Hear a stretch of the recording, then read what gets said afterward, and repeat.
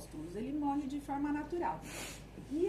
Então, para quem que essa carta, o livro de Apocalipse foi escrito? Para as 7 igrejas da Ásia Menor, que são essas igrejas aqui. Éfeso, Esmirna, Pérgamo, Tiatira, Sardes, Filadélfia e Laodiceia.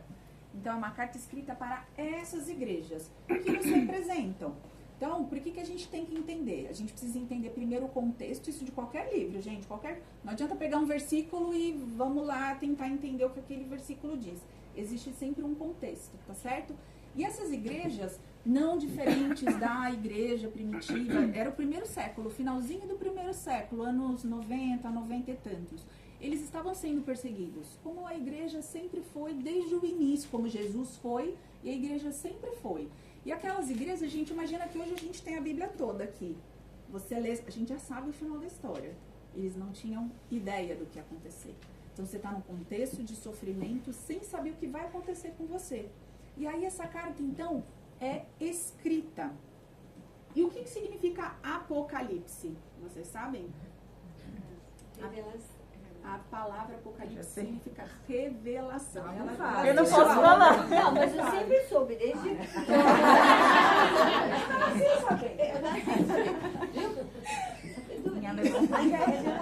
Revelação. Então, gente, não é como se isso aqui Deus tivesse... quer saber? Eu vou escrever uma carta agora para as pessoas entenderem. Desde antes da fundação do mundo, isso tudo aqui já estava escrito. Mas era como se estivesse coberto. E aí, neste momento, Deus pega e retira o véu e revela isso para João.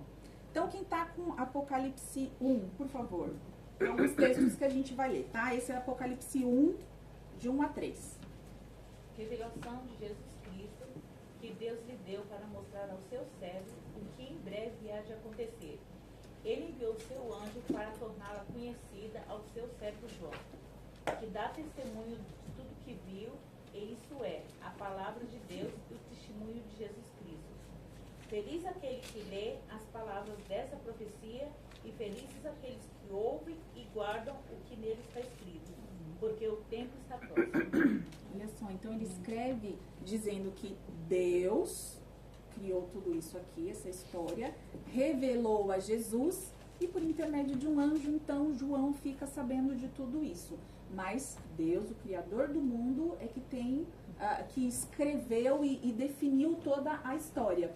E aí ela leu as coisas que brevemente devem acontecer. Não são coisas que pode ser que aconteçam, são coisas que devem. Ou seja, é um livro profético. Quando a gente classifica o Apocalipse, ele é um livro profético, então de coisas que...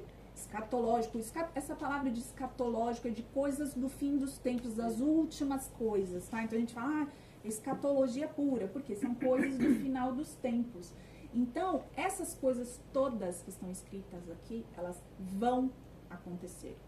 Então, ao contrário de ser um livro de dar medo, ele escreve essa carta, revela todo esse conteúdo para que essas igrejas aqui conseguissem enxergar o que ia acontecer com elas. Porque hoje, gente, a gente vive num mundo que a gente também é perseguido, que a gente tem um monte de problema como eles tinham. Só que eles não sabiam de nada. E o Apocalipse, então, o que ele vem trazer? Esperança. Porque se você sabe que Jesus vence no final e a igreja estará com ele no céu, poxa, é menos difícil a caminhada. Eu ia falar fácil, mas não é. A palavra fácil não é. É menos difícil a caminhada. Então, sabe o destino, né? Sabe o destino. Gente, eu vou morrer aqui, mas eu tenho algo muito melhor para mim. Que eu não consigo ver. Mas pela fé, a gente crê que a gente... Gente, eu já tô no céu. Pela fé, eu já estou no céu. Sim. E você também tem que falar. Eu vou morrer. Por que Paulo falava assim? Gente, morrer é lucro. Embora ele não tivesse essa revelação, ele sabia que estar com Cristo era infinitamente melhor. Então, o morrer, pra gente, é lucro. Porque todas as dores, tudo que a gente passa, não, a gente também não tem que viver querendo morrer, tá, gente? Abre aspas. Mas, quando nós temos a Cristo, o que nos espera é muito melhor. Então, pense que essas igrejas, essas pessoas precisavam ter esperança. Então, lembra Apocalipse, não tenham medo de Apocalipse. Aliás, leiam, Maravilhoso. estudem Apocalipse, porque é um livro lindo. E vai encher de vocês de esperança no momento que vocês estiverem assim, Deus, estou Já cansada, já deu, E de volta. adoração, né? É um livro que... De adoração. A gente vai chegando umas cenas que são maravilhosas. Então, gente, qual é a grande revelação do livro de Apocalipse? Qual é a notícia que Deus queria contar para todos?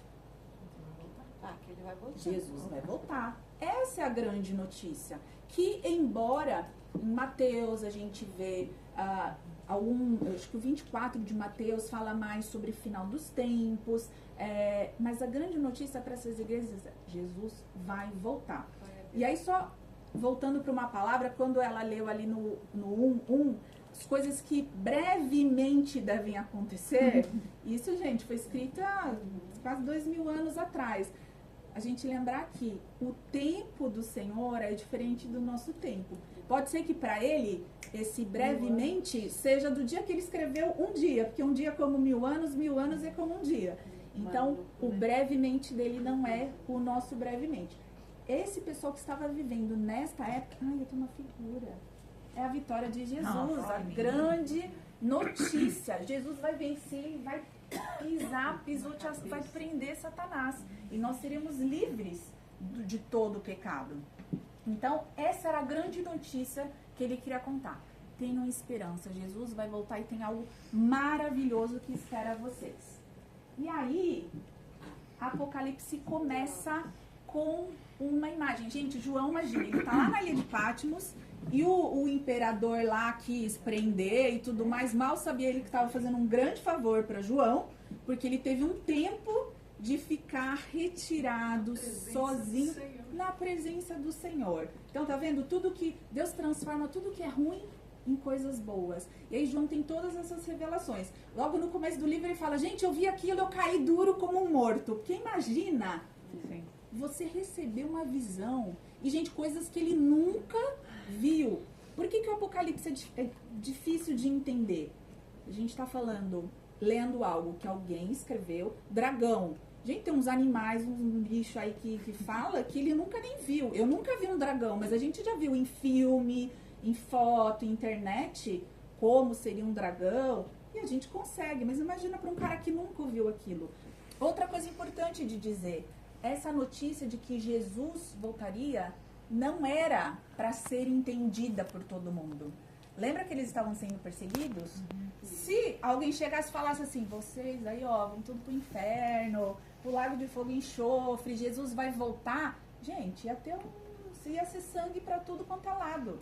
Então, eles não poderiam, essa mensagem não era para ser entendida por todos. As cartas, João estava preso, eram censuradas, eram lidas.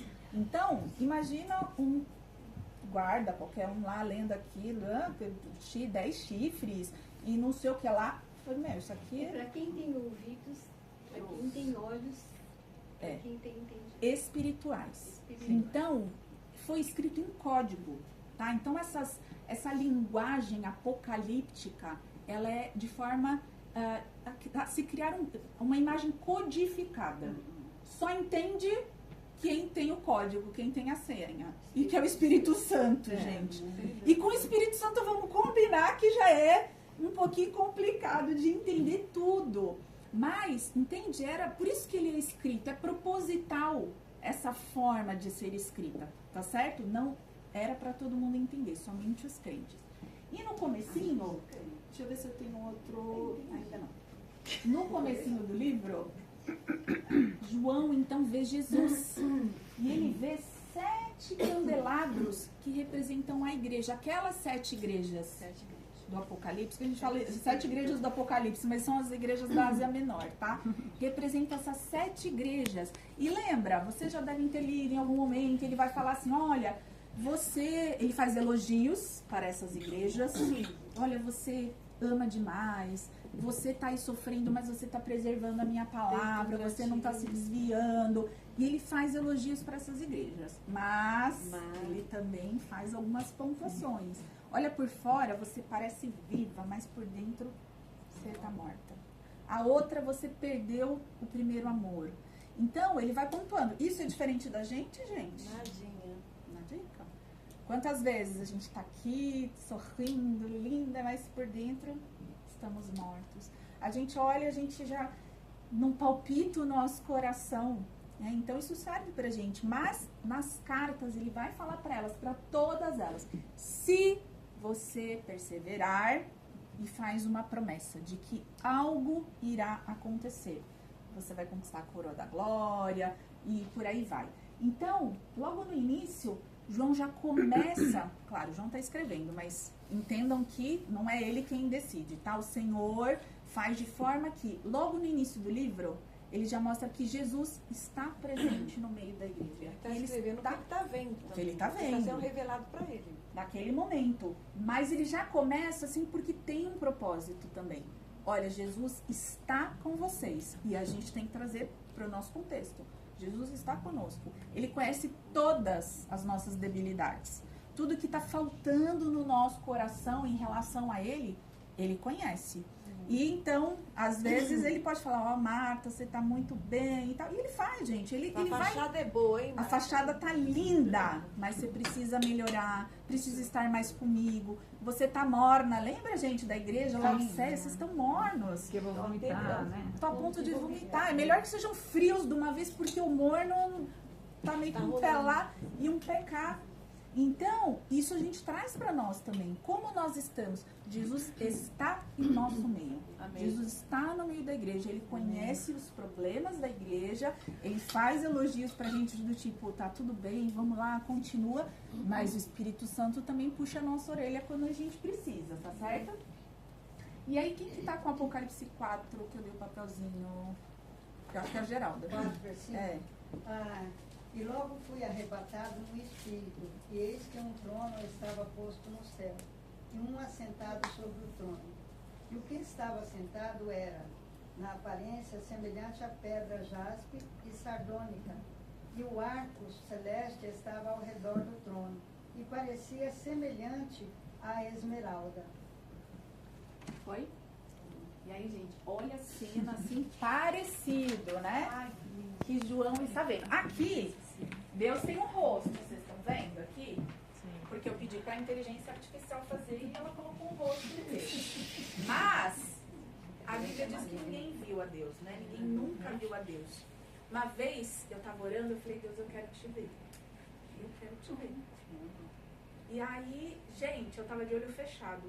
Mas era tão claro, brilhava tanto, que de olhos fechados eu sentia claro. Eu não consegui ver a face de Deus. Então, quando eu vejo isso aqui, sabe essa luz toda, para mim, o rosto tá tudo misturado. E João, quando ele tem essa visão de Deus, esse é Deus no trono, no centro do universo, ele não consegue nem descrever, ele não fala, olha, ele tem bigode, o olho dele é claro, é escuro. o tamanho era a luz, né? É muito, ele compara Deus a pedras. E as pedras também têm significado. Tudo tem significado no Apocalipse, tá, gente? Nada é largado ou não tem. A pedra que eles citam tem significado.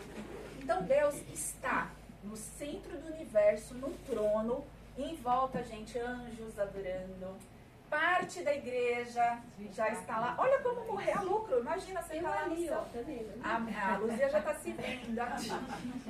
Gente, que coisa linda. Quando vocês pensarem em Deus, pensem, visualizem desta forma. Não dessa, leiam o Apocalipse para vocês entenderem. A gente estava aqui louvando. Gente, rola tudo. muitos cultos, adoração e adoração no céu. E Deus está no centro do universo. E aí a igreja, os anjos, e vocês acham que anjo adora de qualquer jeito? Pega assim, o que a gente vai cantar hoje? Lá, violãozinho de qualquer jeito. Gente, em liturgia, a adoração, e ela é frequente, né? Ela não acaba essa adoração. Coral aí, por favor. Coral, nada de qualquer jeito. No céu a gente vai cantar bem. Ai, não vai, eu acho que não vai ter ninguém desafinado. Ou se tiver os nossos ouvidos, sei lá, não vão ligar pra esse tipo de coisa. Tudo vai ser lindo. Pode estar cantando um desastre, mas no ouvido será lindo. E isso hoje de manhã me fez refletir. Como que é a nossa adoração para Deus? E eu vou falar por mim, tá? Eu não quero... Às vezes a gente tem um quê legalista, para quem nasceu na igreja e mais antigo. Gente, a gente tinha algumas coisas muito mais quadradas, né? Que a gente nem podia, era pecado e, enfim, é quase pro inferno se não fizesse certas coisas. Só usar saia, ou só adorar cabelo comprido, mais véu. Então eu não quero ser legalista. E aí é individual de cada um. Mas como tá a nossa adoração? Às vezes eu tô deitada e já com sono e eu começo a orar e eu fico, ai Deus, perdão, que eu tô tão largada. E isso me incomoda um pouco, de certa forma, tá? Mas ao mesmo tempo eu não quero deixar de orar. Mas no seu momento de adoração com o Senhor, que você tá lá, como que é? Eu tenho os meus tempos e tem coisas que eu gosto de fazer, sabe? Em particular, eu gosto de ficar no chão. Eu tô sempre no chão, se possível. Mas isso sou eu. E uma vez, e eu sempre tô descalça. E uma vez eu ouvi isso, tira a sandália dos seus pés, porque o lugar que você tá é santo. E eu tava no chão do meu quarto. Tá? Isso é uma experiência pessoal. E o que eu quero dizer? Tô compartilhando, né? Porque eu sou melhor. Cada um tem o seu jeito e vai receber a sua forma. Mas quando você está adorando, não importa onde você está. O lugar que você está é santo. Porque você está na presença de Deus. Então isso é muito especial. Você não vai louvar lá de qualquer jeito. Eu já ouvi gente falar, gente, mas é meu pai. Meu pai, eu falo, eu tenho intimidade. Mas intimidade e irreverência são coisas diferentes. Nós estamos na presença de um Deus que é santo. Tem que ter devoção, né? Tem que ter devoção, tem que ter reverência, porque Ele é um Deus que, nossa gente, Ele merece o melhor do nosso louvor, o melhor da nossa adoração. Uma vez, já tem bastante tempo isso, a gente estava aqui orando, e a Marta falou no grupinho que eu estava, ela assim, sempre que eu oro, eu visualizo o trono. Sim. E eu guardei isso. E muitas vezes eu uso isso também na minha vida, sabe? Eu tô orando, mas eu visualizo que eu tô aos pés, eu tô aqui na escadinha. Sabe, aos pés e pedindo, e intercedendo e falando com Deus. Então, isso tudo, eu acho que traz mais essa sensação, essa conexão de Deus estar aqui, eu estou falando com Deus que é santo. Isso vai ajudando que a gente melhore também todo o nosso louvor. Então, gente, guardem, essa cena tá rolando. Quando a gente canta aqui na igreja, aquela música Santo para Sempre, fala, nossa, e os anjos cantam santo, toda a criação santa. Gente, é música de céu. Eu já tenho umas definições de algumas músicas que eu falo, é música de céu. Eu penso, e quando você vê, a última vez que a gente cantou aqui, eu tava no culto de 11 e pouco, em pé lá fora, porque eu não conseguia nem ver onde eu ia sentar, que tava lotado, e toda a igreja cantando santo. Aí eu já começo, cara, eu tô no céu, tá muito lindo isso aqui. Então, quando a gente canta Digno, o Agnus Dei, que vocês estão ensaiando, gente, isso, todo louvor e adoração, quer falar? Não, aquele louvor que fala assim, eu sei que é pouco, mas, aleluia. Mas tudo que eu acordei cantando essa música. Aquele louvor, eu esqueci a frase. Fala assim, é um amém. sei que é simples para um rei, mas não tenho nada além de um coração cantando aleluia. É gratidão. Gratidão que chama, né? E um coração cantando aleluia. Isso. Sei que fala aleluia, sei que é simples. pouco para um rei, Mas não tenho nada além. Tá vendo? Não sei porque não deixa eu cantar. A Bíblia fala, gente, que Deus, Ele não despreza um coração quebrantado. Também não adianta você ajoelhar. E, gente, João, quando vê, ele cai assim, duro, prostrado, assim, uma coisa de tão grande que é. Né? Então, nós deveríamos também na nossa... Vou tirar uma foto. Nós deveríamos também no nosso partido, porque não ajoelhar, porque nós estamos falando com Deus. Mas, de novo, não sejamos legalistas, porque pode ser que você esteja ajoelhado e por dentro você está largado na cama. Né? Então, é a intenção do seu coração. Então, que nós tenhamos de verdade, né? A intenção de lembrar e olhar que nós estamos falando com Deus que é santo, que é poderoso, que governa o universo e Ele merece toda a nossa adoração, o melhor que nós podemos fazer. E aqui, gente, tá rolando tudo isso no céu. Só que tá faltando alguém muito especial também aqui, junto. E aí, João, o Senhor tá ali no centro e ele tem nas mãos o livro da vida. O livro que controla toda... Gente, os capítulos 4 e 5 para mim são os mais lindos de Apocalipse. E aí o Senhor tá com esse livro. Ele quer dar esse livro para alguém governar. E aí, não acha ninguém. E João começa a chorar. Meu Deus, mas ele não falou meu Deus, né? Meu Deus, quem é que vai abrir esse livro? Quem é que vai pegar esse livro? E eles procuram, gente, no céu, E todo mundo que está aqui está santo, sem pecado, está tudo ótimo. Não tem ninguém digno de abrir esse livro, de carregar esse livro. E João se desespera. E alguém chega e fala assim, calma, tem uma pessoa que vai conseguir abrir esse livro. Ele fala que é o cordeiro, o leão da tribo de Judá, ele vai conseguir abrir esse livro. Então, Jesus... aqui é um versículo que eu tinha posto. Venceu para abrir o livro. Ele venceu. Então, Jesus conquista, ele recebe das mãos do próprio Deus, Deus Pai, o livro da vida e a autoridade para governar e cuidar de nós como um povo. Quem está com 1 a 5, Rebeca? Então, na mão direita daquele que estava sentado no trono, vi um livro escrito por dentro e por fora, lacrado com 7 selos. Vi um anjo poderoso que perguntava em alta voz: quem é digno de romper os selos desse livro e abri-lo? Mas não havia ninguém no céu, nem na terra, nem debaixo da terra, que pudesse abrir o livro e lê-lo. Comecei a chorar muito, pois não se encontrou ninguém digno de abrir o livro e lê-lo. Então, um dos 24 anciãos me disse: não chore. Veja o leão da tribo de Judá, o herdeiro do trono de Davi, conquistou a vitória. Ele é digno de abrir o livro e os 7 selos. Amém. É lindo isso. Imagina, você tá desesperado e como é que vai ser daqui para frente? Tem uma pessoa que é digna. E João, quando vê Jesus, que às vezes não é o Jesus que talvez ele conhecesse, porque ele viveu com Jesus, mas ele diz que ele vê as marcas. Então ele reconhece, ele fala, é Jesus. Então ele sabe. E eu acho isso todo, porque imagina que ele andou com Jesus, falar aquele que eu vi, porque ele estava no pé da cruz. Ele foi o único discípulo que ficou lá. E aquele que eu vi morrer, e depois ele viu ressurreto, ele encontra em espírito, mas nos céus. E ele fala, Jesus está aqui, ele é digno. Isso tudo, gente, porque ele se despiu da glória dele, ele veio e obedeceu ao Pai. E foi obediente até a morte e a morte de cruz. Não foi qualquer morte. Ele foi extremamente humilhado. E hoje, quando ele ascende aos céus, ele tem a ascensão dele aos céus, ele é exaltado sobremaneira. Eu amo Filipenses 2, aquele texto que ele fala, ele foi exaltado sobremaneira e recebeu um nome que está acima de todo nome. Gente, é maravilhoso isso. E muitas vezes a gente quer a glória, porque nós temos uma promessa de glória. E a gente quer logo a glória. Só que para chegar na glória existe um caminho. E um caminho de humilhação, um caminho de perseguição, um caminho de dor. E Jesus fez tudo isso. Ele recebeu a recompensa. E para nós também será assim. Só que a gente está nesse caminho. Até que um dia sejamos exaltados e tenhamos nossos corpos glorificados. E aí, gente, qual é a diferença? Nós estamos com Jesus. Jesus está presente no meio da igreja. Lembra? A primeira mensagem do livro é: eu estou com vocês. E ele promete que estaria conosco até a consumação dos séculos.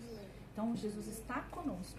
E aí, eu li uma vez uma frase, que eu acho que estava escrito que foi Billy Graham que falou, eu nem sei se é verdade ou não, mas estava assim, que o sol é para todos, mas a sombra do Onipotente é só para quem está ali descansando.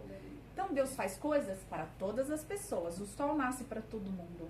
E todo mundo pode desfrutar das estações e das coisas bonitas. Mas descansar na sombra do Onipotente não é para qualquer um. Essa é a diferença de quem tem Jesus. Que neste momento pode olhar e falar, Jesus está governando. Gente, ele recebeu o livro, vocês têm que lembrar disso. Ele está governando a história. Gente, mas eu tô com uma doença que eu não entendo. Ele está governando a história, ele é soberano. Eu tô passando por um mega problema, eu perdi alguém, o meu neto, um filho, perdi tudo, o dinheiro, Deus está no controle. Essa sempre é a mensagem. A gente não entende, a nossa cabeça pequenininha nunca nem vai entender, gente. Porque nós somos muito limitados. Então, qual é? Tá passando por um problema, lembra? Jesus está com o livro na mão. E dentro desse livro tá a sua vida, a sua vida, a sua vida. E o meu Espero que esteja. E o meu nome? Seu nome está escrito lá, porque você foi escolhida e foi separada. Tá certo? Vamos avançando. Todos os nossos dias estão escritos no livro da vida, antes mesmo de nós nascermos. Por isso que isso não foi algo de última hora. Antes de sequer a Tudo gente planejadíssimo. pensar em existir, nosso nome já estava lá. Embora ainda nem tivéssemos nascido ou conhecido a Deus, né, ter se entregue a Ele, os nossos nomes já estavam lá. Então, gente, são muitos os louvores. Digno é o Cordeiro que foi morto. Então, quando a gente canta, ao único que é digno de receber, É o único mesmo. é isso. Ele é o único digno de receber a honra, a glória, a força e o poder. E esse louvor não estava escolhido. Quando a Letícia me mandou as músicas, ela não tinha escolhido esse louvor. Depois você falou comigo. Aí eu falei, tem uma música lá que não tá combinando muito, mas eu falei, eu vou deixar quieto. Tudo bem. Quando foi ontem de manhã, a Letícia me escreveu. Vamos trocar? Vamos cantar o único? Eu falei, com certeza. Então, olha como Deus trabalha quando a gente está conectado. Porque Ele é o único digno de receber a honra, a glória. Então, quando vocês cantarem o único, lembrem de Jesus recebendo o livro, governando, porque Ele ganhou, Ele conquistou essa autoridade do Pai.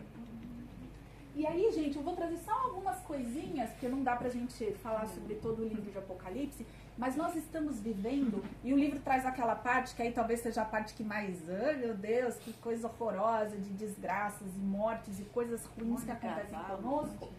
Mas, gente, à medida que esse livro é aberto e as notícias e as coisas vão acontecendo, é a nossa vida. Apocalipse não é um livro só de futuro, não.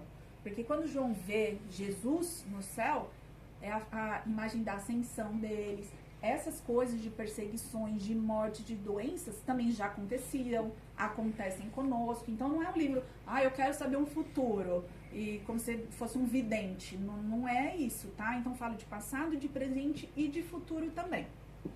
Isso aqui, quando a gente fala nas trombetas, a gente ouve as trombetas, lê as trombetas, imaginem, eu tenho sempre na minha cabeça que é o Senhor, como se ele estivesse com uma trombeta mesmo, chamando a atenção.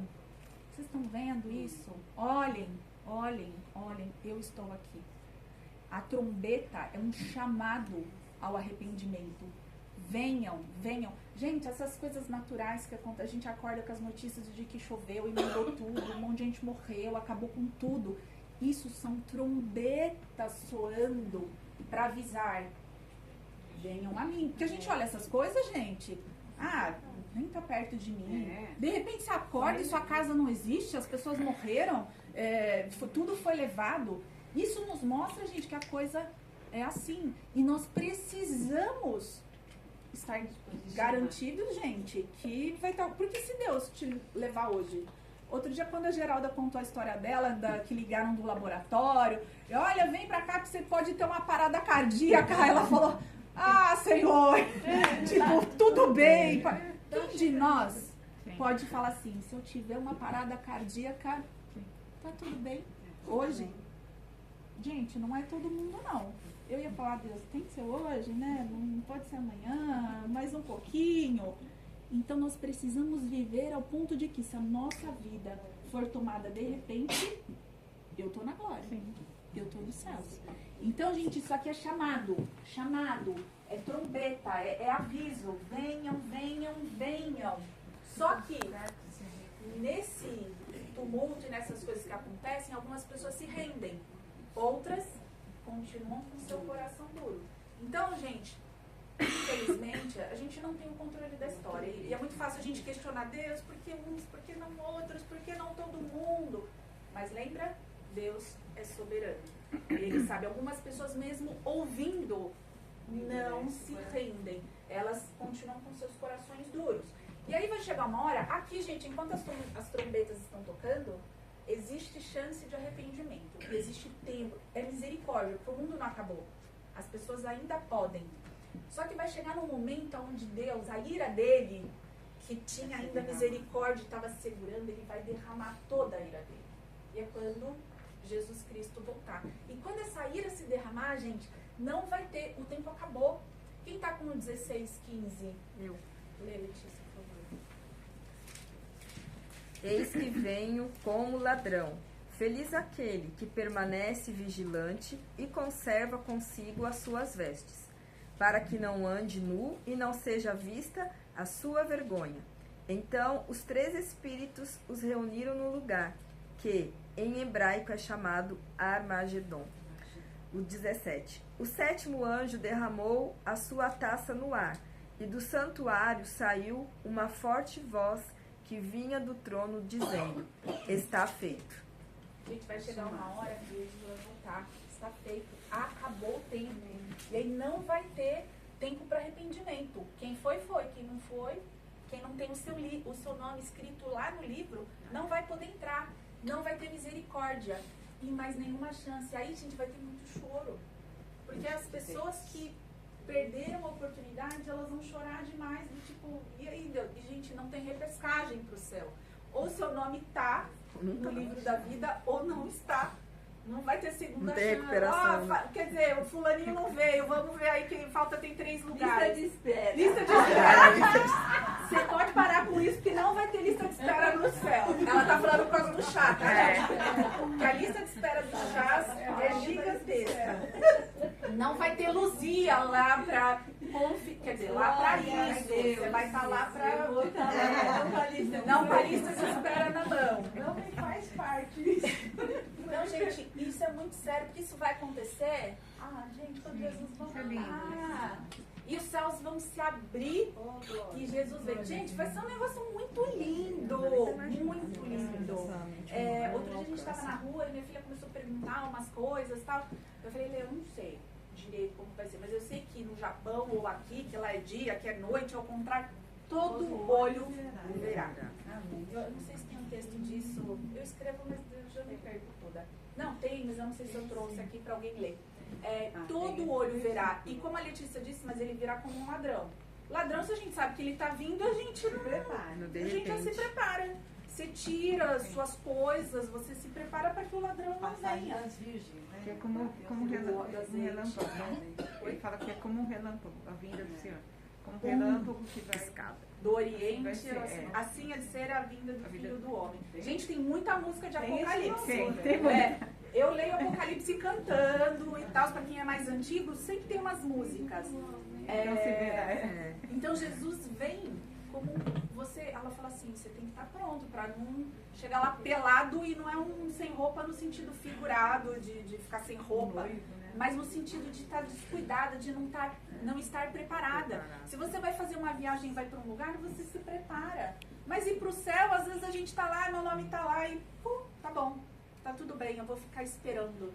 Precisamos estar preparados para a hora que receber a ligação. E seu coração pode falhar, você fala, beleza, tá tudo certo se ele falhar, porque eu estou pronta. Então Jesus virá, gente, vai ser demais. E finalmente, vai ser uma vinda pessoal, então ele não manda terceiros, tá? Ele próprio virá dos céus para poder nos ver, nos levar. Vai ser visível, isso a Bíblia fala, é o que a gente tem como certeza. Uma vinda repentina, como um ladrão, gloriosa. Porque imagina, gente, um céu abrindo, e anjo, e cavalo, não sei se vai ser cavalo, algumas coisas são figuradas, não são, mas eu penso que vai ser um negócio lindo. Eu desde criança aprendi que Jesus vinha num cavalo, então eu tô sempre esperando ele num cavalo branco, com nuvens. Pode ser que você o veja assim. Gente, quando o céu tá bem azulzinho e as nuvens fofinhas, principalmente quando eu tô na estrada, que dá pra visualizar melhor sem essas, poluições que a gente tem, eu fico olhando por umas nuvens e eu até fico bem, será que ele não tá lá? Porque é tão lindo um céu azul com as nuvens. Então eu tô sempre procurando Jesus lá para ver se ele já não tá escondidinho por lá. E amplamente anunciado. Esse dia, gente, não foi inventado.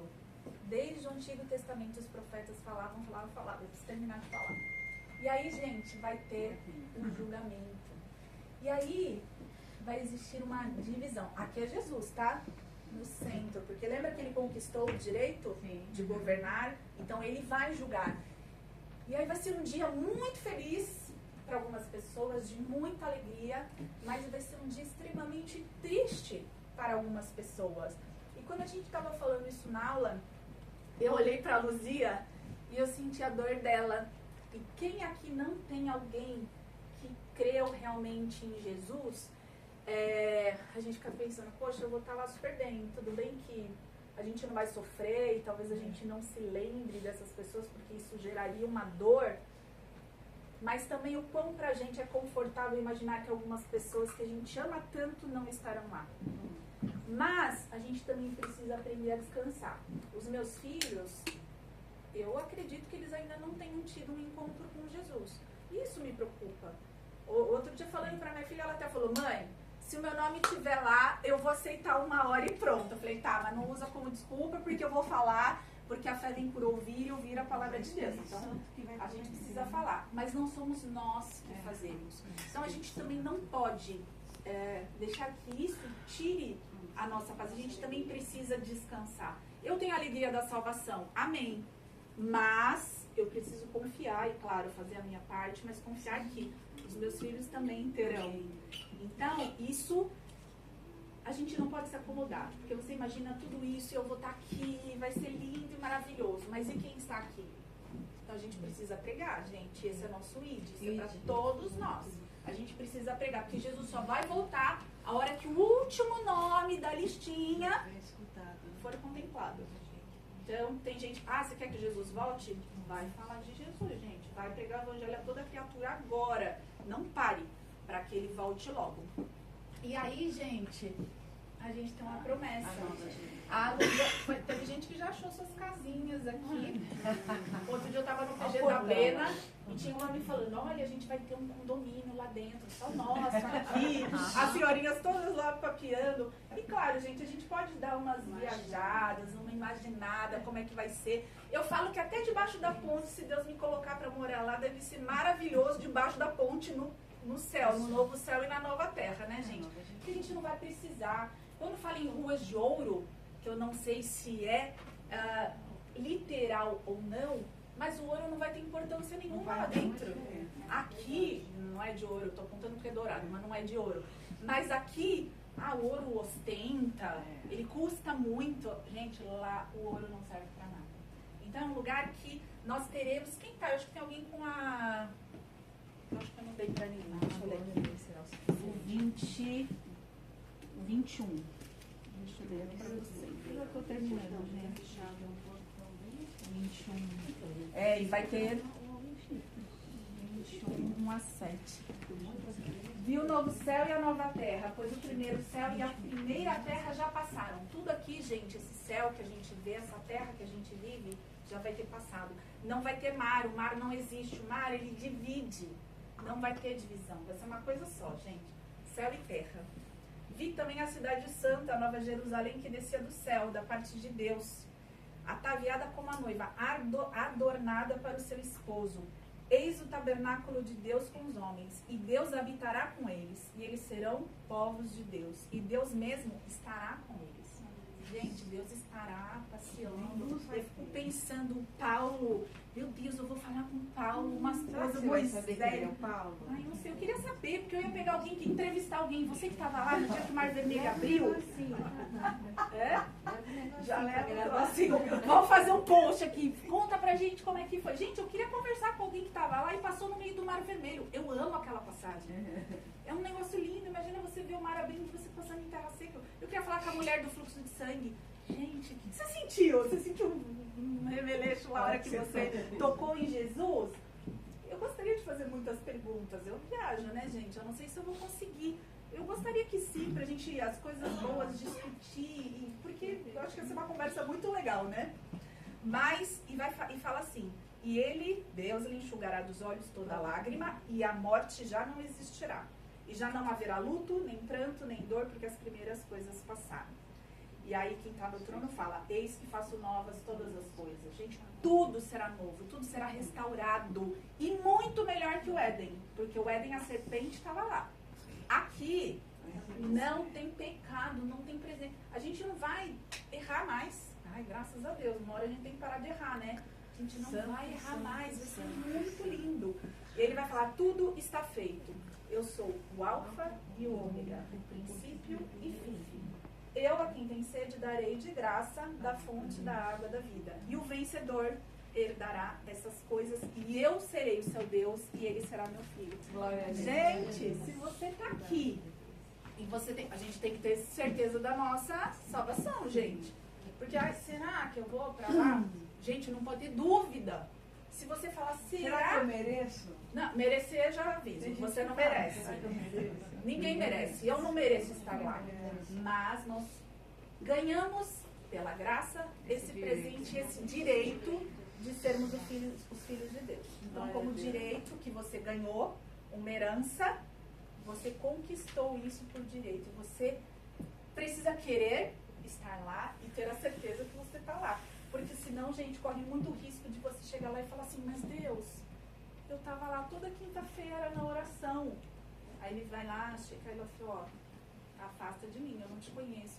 Mas Deus, eu estava lá na igreja, então vir aqui, gente, não quer dizer nada. Isso aqui é muito importante para a nossa comunhão. Mas você precisa ter o seu nome lá no livro da vida. Deus me livre, eu chegar lá e ele falar, Vivi, eu não te conheço. Já O que eu pensou? preciso fazer para ter meu nome no livro da vida? O que você precisa fazer? Existem muitas discussões. Só crer em Jesus. Né? Jesus, eu falo que tem muitas É só discussões crer. porque há quem creia que já existe, né? Deus já escolheu essas pessoas, elas já estão. Em algum momento a palavra vai chegar, como chegou para você e vai chegar para as outras pessoas. E o que você tem que fazer? Gente, é só crer. Você não precisa fazer um sacrifício. Tudo que precisava ser feito já foi feito. Você precisa ter Jesus como Senhor e Salvador da sua vida. Se entregar e falar assim, porque, gente, nós só somos escravos de duas pessoas. Ou do diabo, ou do Senhor. E quando nós nascemos escravos do diabo, por causa do pecado. Então a gente precisa trocar de Senhor, e de forma voluntária. Eu creio, porque Ele te chama. Mas tem que ser algo que você fale, eu quero. E é uma escravidão que é muito boa, né? Porque não é como ser escravo do diabo. Você troca de Senhor e você dá a sua vida e fala, o Senhor é meu dono. E eu, a partir de agora, quero fazer tudo que o Senhor tem pra mim. Não é fácil, gente. Todo mundo que tá aqui... Sabe, Vivian, eu quero Jesus o tempo todo. Você pode perguntar para qualquer pessoa, ele quer Jesus, eu creio em Jesus. Mas quanto mais próximo você está da santidade, desse sacrifício e dessa entrega, vem o arrependimento, né? E esse arrependimento, não é pelo que eu estou fazendo hoje, mas é por tudo que eu já fiz e por tudo que eu vou fazer. E esse arrependimento, ele nos leva a confessar, eu dependo de Jesus. Aí sim eu quero Jesus, né? Porque muitas vezes a gente se pergunta para as pessoas, eu creio em Jesus, eu creio. E é isso mesmo, O você diabo tem que crê. crer. O diabo também crê. E Mas teme. quanto mais perto você enxerga esse sacrifício, essa santidade, essa luz, esse Deus que se entregou por nós numa morte horrível, que escreveu o nome dele na palma das mãos dele, cravadas na cruz, nos leva a gerar esse arrependimento, né? E aí é uma conversão, por isso que a gente usa muito essa palavra, né? Nós cremos, vamos nos converter, é uma conversão de caminho, sair de um Senhor e entregar a vida para o Mas outro. você falou de crer, né? A Bíblia diz que você tem que crer com o teu coração Confessar com a sua e boca. confessar com a boca. É importante você verbalizar. A salvação não é automática. E a conversão é mais difícil ainda. É um processo. Porque é um processo. E às vezes a gente fala assim, eu aceito Jesus. Pumba, tudo mudou. A nova criatura. O velho homem morreu e a nova criatura. Tá tudo Gente, certo. ou nova criatura, ou velha criatura que não morre de jeito nenhum. Teste. É de Satanás mesmo o negócio, que não morre. A antiga criatura, ela fica nos atormentando. Então você está andando no caminho do diabo. Quando você encontra Jesus, a conversão é exatamente isso. É você fazer o oposto e começar a caminhar rumo. Mas é um processo. Enquanto até a gente morrer, a gente vai estar nesse processo de luta. Ai, meu Deus, aí errei. Porque você, né, fica ali e o diabo te atormentando. Pequei. Tudo bem, gente. Mas qual é a diferença? Justificados pelo Eu me arrependo. Deus, eu estou muito triste. Se você crê em Jesus e você faz coisas erradas e o Espírito Santo não te constrange, opa, será que eu tenho mesmo o Espírito Santo, né? Porque eu não fico constrangida fazendo coisa errada, Essa é uma confirmação Né? que você tem. entendeu? Então, O é essa. arrependimento. Crente que vive no mesmo pecadinho de estimação tem algo errado. A gente vai errar, mas erra diferente, né? Não fica errando na mesma coisa. A gente precisa ter mudança. E o principal, quando fala de Davi, Davi errou, pecou, adulterou, matou e tudo mais. mas ele tinha um coração que se arrependia. Então a gente precisa se arrepender. Ainda que amanhã você faça algo muito parecido. Uma Mas outra você precisa se pergunta, arrepender. biblicamente falando, que muitas pessoas têm essa dúvida. Uma vez salvo, salvo?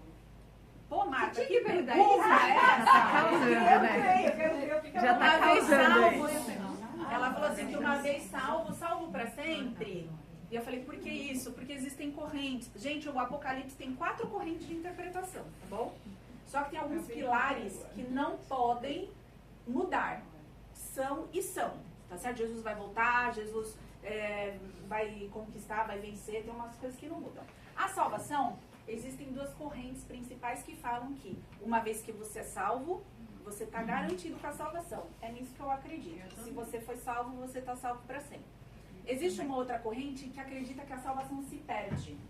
Então você foi salvo em algum momento da sua caminhada, você fez algo, Jesus vem naquela afastou hora isso, que você você não lascou. pediu Eu perdão. vou pro inferno várias vezes, se for assim. Mas o que é importante, essa outra corrente, que são os arminianos, eles acreditam que você perde, mas você não reconquista. A chance de ser salvo é apenas uma, tá bom? Não é Ou uma você, família. eu creio, eu sou calvinista, mas calvinista, que a gente, mas e aquele fulano, pra mim ele nunca foi crente, ele nunca foi convertido de fato. Eu creio assim. Outro dia alguém falou assim, mas é pastor. Gente, ser pastor não quer dizer nada. Ser crente é uma coisa, exatamente, tem que ser transformado. Então, uma vez que você é transformado, você não deixa que aquele pecado de estimação fique em você. Então, eu creio nisso. Uma vez salvo, salvo para sempre. Mas o que eu digo? Como tem 2 formas de interpretar, se você foi salvo, trate de não perder a sua salvação. Vai que ela se perca. Querido, não perde, faz de tudo. Desenvolver a sua salvação com temor e tremor. Então, todo dia. Gálatas 2:20, não vivo mais eu, mas Cristo vive em mim. Isso Então é uma vida transformada. Eu creio que quando você ama o Senhor de fato, você tem essa vida transformada e caminha com Ele no dia a dia, o pecado te incomoda porque você não quer mais se apresentar diante dessa santidade tão suja.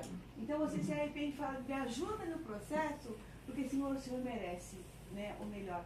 Então isso é uma vida de transformação e de conversão diária de todos nós, né? Que é a santificação. O amor nos constrange. Ele é o amor de Cristo nos constrange. Por amá-lo, a gente fica constrangido em errar, porque a gente não quer entristecer por amor a ele, né?